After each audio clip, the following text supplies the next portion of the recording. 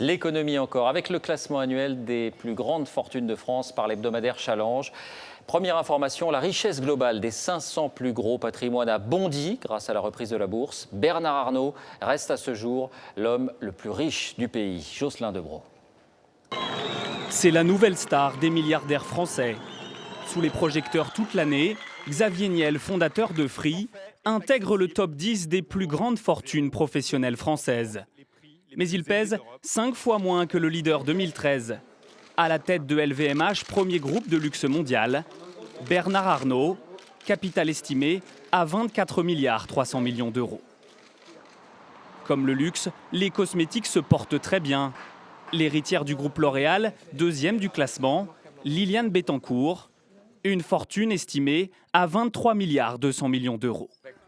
Lui perd une place mais reste sur le podium, Gérard Muliez, président du groupe Auchan, avec une fortune estimée à 19 milliards d'euros.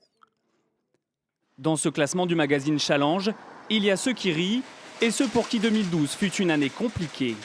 Au cœur du scandale du Mediator, Jacques Servier chute de la 15e à la 23e place.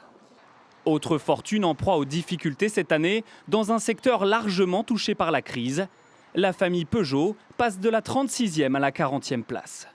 Mais au final, en un an, la totalité des 500 fortunes françaises a progressé de 25%. Principale raison, le cours de leurs entreprises en bourse se porte bien.